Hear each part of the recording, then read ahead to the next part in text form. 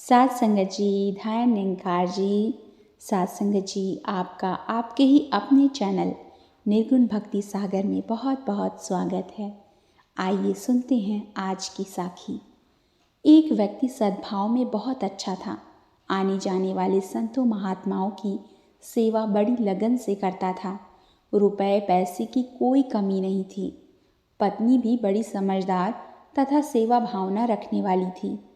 सिर्फ एक ही कमी अक्सर उसे खटकती रहती थी कि उसके घर में कोई बच्चा नहीं था, जिससे उसकी पत्नी प्रायः उदास रहती थी। एक संत महात्मा प्रायः उधर से गुजरते थे। उनके बारे में लोगों का कहना था कि वो भगवान से बातें करते थे। उस भले व्यक्ति ने उनकी बहुत बार सेवा की थी। संतान के प्रसंग पर पति पत्नी उदास हो जाते थे, अतः संत को भी अफसोस होता था। एक दिन संत ने सोचा कि भगवान से इस बारे में पूछना चाहिए कि इतने धर्मात्मा व्यक्ति के भाग्य में संतान है या नहीं, और यदि है तो इंतज़ार क्यों कराई जाए। उस संत ने धर्मात्मा व्यक्ति से कह दिया कि इस बार तुम्हारी उदासी दूर करने का प्रयास करूँगा। संत परमात्मा के पास गए और सारी बात पूछी। भगवान बोले, उस व्यक्ति के भाग्य में संतान नहीं है तो मैं क्या कर सकता हूँ। यह सुनकर संत भी उदास हो गए और वहाँ से वापस आ गए।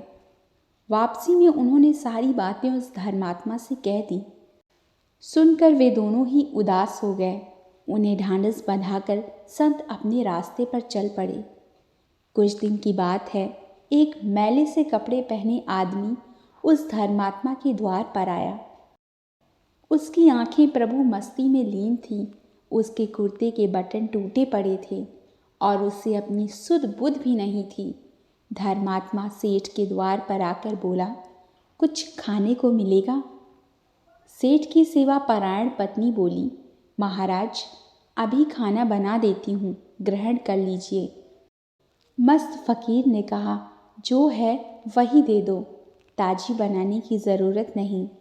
रात की 2-4 रोटियां रखी हुई थी।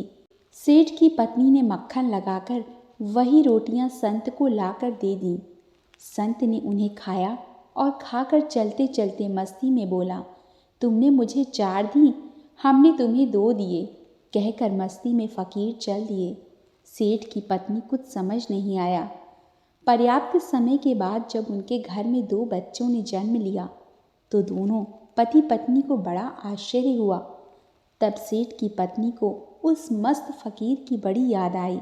उसने सब वृतांत अपने पति से कहा। दोनों ने गदगद हृदय से उस अज्ञात संत को धन्यवाद दिया। भगवान से बातें करने वाले संत जब पुनः इस धर्मात्मा के घर आए तो बच्चों को खेलते हुए पाया। उन्हें यह देखकर बड़ा आश्चर्य हुआ।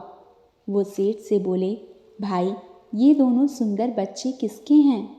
सेठ हाथ जोड़कर बोला, महाराज दोनों आपके ही बगीचे के फूल हैं। सेठ ने उस मस्त फकीर के आने और वरदान देने के बारे में पूरी बात बता दी। अच्छा कहकर संत आश्चर्य मिश्रित खुशी में डूब कर उठ खड़े हुए और भगवान के पास चल पड़े। संत देवलोक में पहुँचे और भगवान से बोले, महाराज पहले मैं समझता था कि शायद पृथ्वी पर ही झूठ है। मुझे यह मालूम नहीं था कि आपके लोक में भी झूठ ही व्याप्त है। यह सुनकर भगवान अचरज से बोले, यह आप क्या कह रहे हो? महाराज बिल्कुल सच कह रहा हूँ।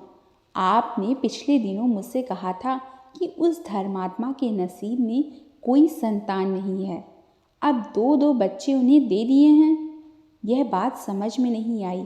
वे संत बोले, भाई वो बच्चे मैंने नहीं दिए, अपनी व्यवस्था तो मैंने तुम्हें पहले ही बता दी थी।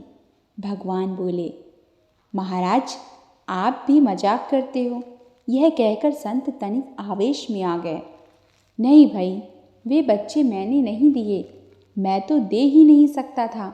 ये तो मेरे एक परम भक्त ने दिए हैं। भगवान सरलता से बोले, वाह महाराज आपका कोई जवाब नहीं।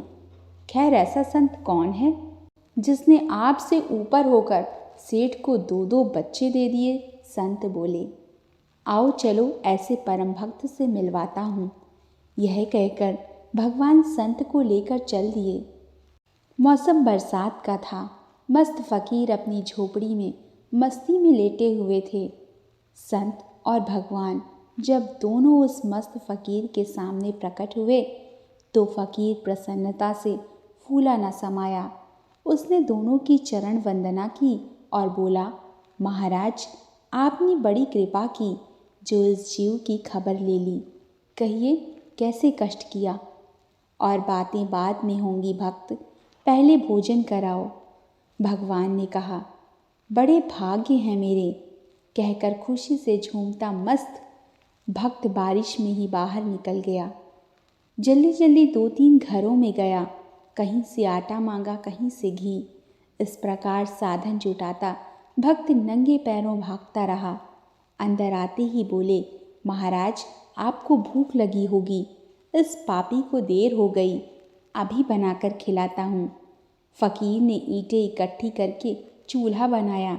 जितना घी लाया था वह सब आटे में मिला दिया। आटे में मिलाकर गूंदने लगा। अब ईंधन की समस्या आई।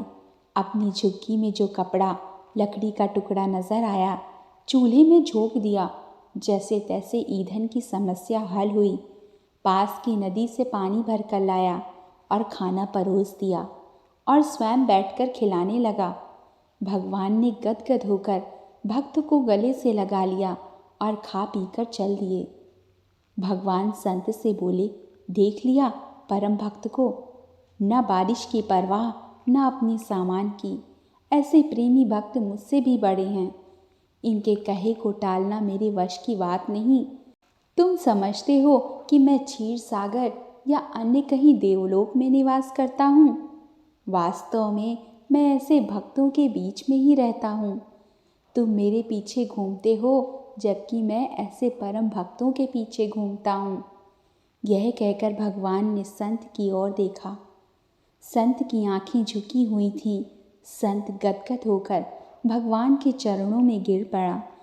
गुरु प्यारी साध संगत जी, बड़े प्रेम और सत्कार से बोलिए, धन्यवाद जी।